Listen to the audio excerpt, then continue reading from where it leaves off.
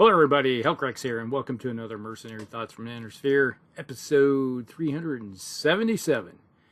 And today we're going to be talking about the Garm 35-ton mech from the FedCom area. It's a 585. Yep, it's 585. It's going to be a garrison mech. 35 tons, has endo steel and ferrofibrous armor. So yeah, it's going in there with all the bells and whistles. But because of that, well, it can't have double heat sinks. There's a reason, it's like you don't have the space for it because you're going so slow. So they got 10 single heat sinks on this thing. Yeah, okay. And then it has 62 points of armor, or 3.5 tons for a 35-tonner. Basically, not even half of its possibility, because you can have, what, 318 or something like that, 319 at 35 tons. Yeah. I'm telling you, it's missing a lot. And the reason for it is because it's carrying around an LBX-5 in the right torso with a ton of ammunition. Has an LRM-10 in the left torso with a ton of ammunition. And then the 5 jump jets, which are in the right and left leg, and one in the center torso. Yeah. All right. It's one of the biggest pet peeves I always have is throwing on a heavy autocannon on a light mech. It's like you're just sucking up so much tonnage at the expense of having some speed, because the one thing that keeps light mechs alive is speed. To me, a light mech, the minimum it should be is a 6.9. It's like, if it's going to be like a fire support style light mech, yeah, I can see it being a 6.9. Otherwise, I want it to be at least a 7.11. That's even a slight pet peeve I have with like the Wolfhound. I love the Wolfhound to death. 35 tons, but it's still only a 6.9. So, yeah. Yep. So, here we got a 585. Yeah, at least it has some mobility. You can sit back there with the LBX-5 and bang away with that. Now, this totally screams to me garrison mech. So you can sit back there and hide about and just, oh, okay, here comes the vehicles, say a VTOL or hovercraft, or even your bog standard tracked or wheeled vehicle, and you hit them with the, because you only got 1 ton, you're going to go with clustering munitions. So you're going to be shotgunning things, and yeah, you may have between 2 to 5 hits usually, most likely 3 on an average. Then you're going to hit them and hope for a bunch of mobility hits to slow them down, and let your lance mates that are also on garrison duty, probably a bunch of similar mechs, and they're going to try to do the same thing. And it's like you park something in one spot, and then you can get around behind it and all that fun stuff and take it out. But no. It says in a little blurb here, it's like you read about how, the FedCom looked at it and go, no, we don't want that. Well, I can understand why they don't want it, especially during the era of the clan wars. They want something that's faster, mobile, and capable of taking on clan mechs for a short period of time. This thing here, with the little bit of armor it has and the range of its weapons, it's going to be a 1-turn speed bump with most clan mechs. You face off against one of them, they just look at it and go, oh, okay, yeah, we're just exterminate it really quickly, So that is a problem I have with this thing. It's like you look at the armor readout of it, it's like, bring up the sheet here of the 1A. You got 9 in the armor and the torso, then you got just practically as much internal structure as you have armor. Let that sink in. Yeah. You got 6 armor in the arm, and then you have 6 internal structure. So basically, it's almost 1 for 1. It's like, hey, we got internal structure, we'll give you 1 point of armor. That's pretty bad. It only has 6 in the head, so yeah, you hit this thing with a anything a 10-point shot in the head, it's dead. You know, it can't handle anything more than that. So not a good deal at all. So it's like if I had, you know, coming in at just a point or two short of 700 battle value, it may be tempting to take a few of these to throw into your force, but don't expect them to last. If they get any bit of attention, yeah, they're going to find themselves on the short end of the stick. And especially if you're facing off against any high-tech clan-like or even really good frontline mechs, they'll make real quick work of them, you know. So that's one thing you have to think about. So yeah, when you got a weapon system, goes out to 21 for both of them, but you do have a major problem with this mech is minimum ranges.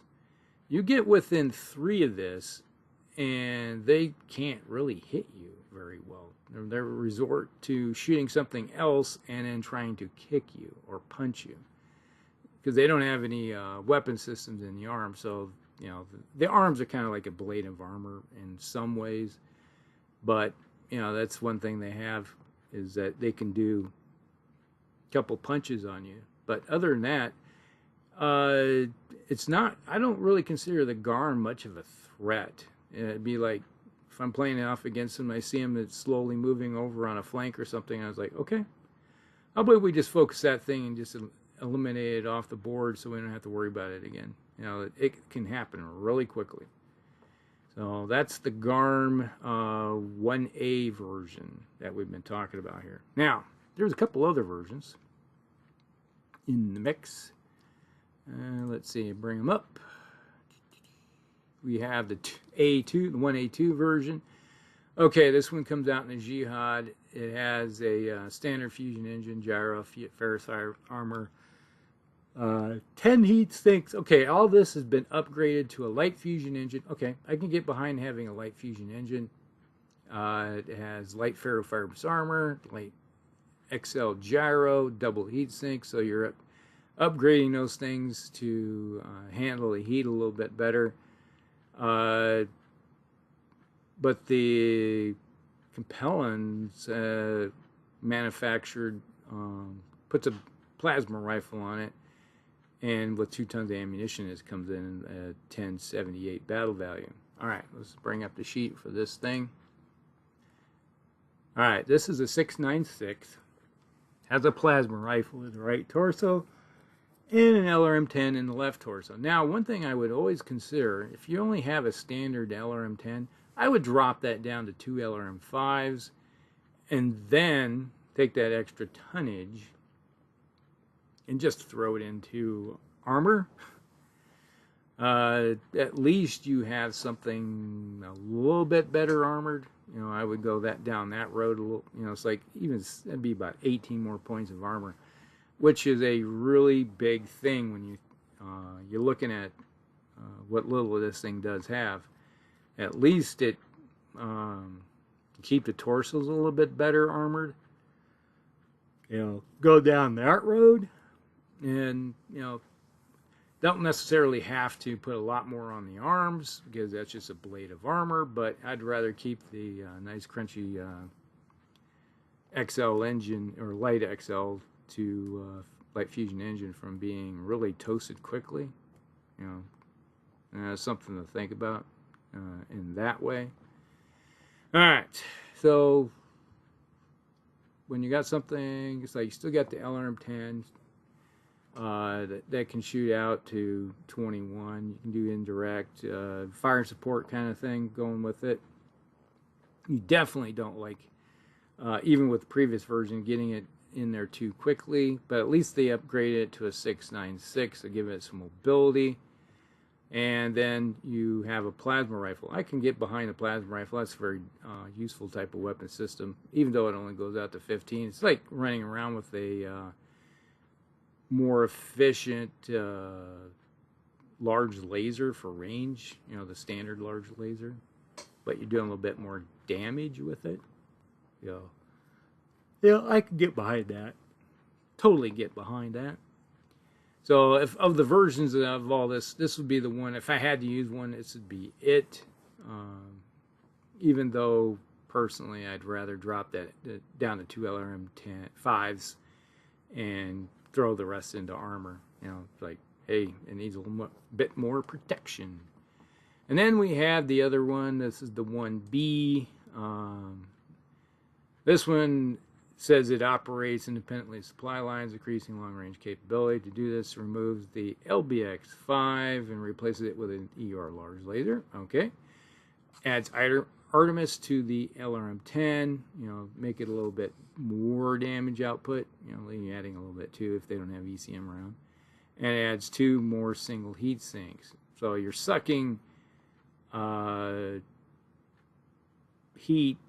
You get the extra tonnage you had from dropping it from a LBX down to a large laser, and you're throwing that into 2 more heat sinks to make it more efficient, and then another ton of armor. Well, at least they recognize it needs armor. This comes in at 930 battle value. Alright, you could even make this even better mech if, just say you take this version, which I have played with, take this one and keep it the same, drop it to 2 LRM5s, and throw it in double heat sinks, and then you can increase its armor. So you get, and then give it 2 ER medium lasers, an ER large laser, 2 LRM5s, 696, and then it has 119 points of armor. Yeah. With 10 double heat sinks. And it comes in at 1020 for battle value. Yeah, just think of let that sink in. That's not too bad. It's like that would give a Wolfhound something to think about too. And it does have XL engines though. So there's that. But at least you're using it to increase its speed and giving it a little bit more firepower and bite. So, go down that route. But between the A2 and the 1B version, I kind of like the plasma rifle better, when it comes to all the fun toys and goodies that you can have. Plasma rifle's got a nice little addition to it. Then there's the 1C version. All right, this one's kind of interesting. It's like this one actually, the FedComs picked this one up and got rid of the LBX5 for a RAC-5, and then it has an ER medium laser. So you got 2 tons of ammunition, case, and an ER medium laser. Comes in at 1140 for battle value. But you got a RAC-5 to just spill out tons of damage output. And yeah, it's almost about 70% more expensive, compared to the standard version. But this one could spill out a bunch of damage really quick, just buzz out stuff if it doesn't jam. So, you got that going for it in some ways. But, let's see, you only have a range out to 15, and obviously the ER medium laser goes out to 12. So this would be, and it's still only a 585.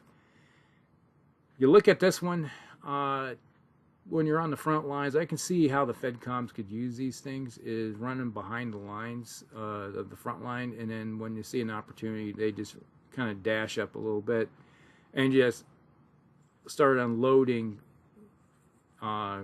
all of them at once. And let's see, this does have only 10 heatsink singles, so they didn't really put a lot of tech into these things other than just swapping out the guns. So you're taking the standard version and just swapping the gun out and getting rid of the LRM off of it. And the whole purpose, I think, of this one is just to spill damage out, run up there, and if they die, they die, type of thing. And especially if you have like 2 or 3 of these things, focus on one mech, buzzsaw it, and then when one of them jams, they spend their time falling back to unjam themselves, and while the other ones are just keep spilling out damage output if they can hit. So yeah, not much other than that when it comes to the Garm. It's not really one of those frontline mechs that just screams at you, hey, I gotta have it.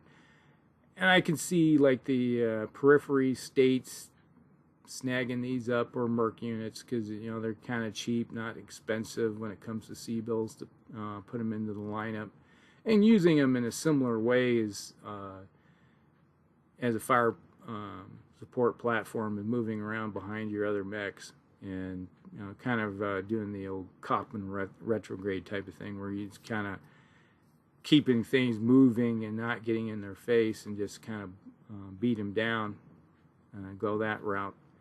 So yeah, that's the Garm. Not one that, you know, say, hey, I gotta have it, you know, in the lineup.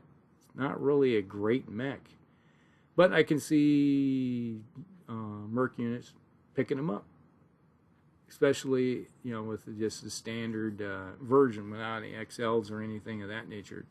Easy, cheap, and then maybe doing some upgrades and stuff to them to, you know, I can see the big upgrade is like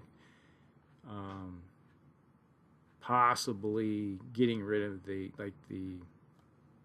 autocannon, just for, you know, go with the standard ER large laser version. Go that one, pick that one up on the market, and use those, so they don't have to worry about spending a lot of time on ammo and all that fun stuff. All right, so that's it. That is the Garm. Hope you guys like it. Like and subscribe, share with friends, and we'll see you in the next one. Elgrax out.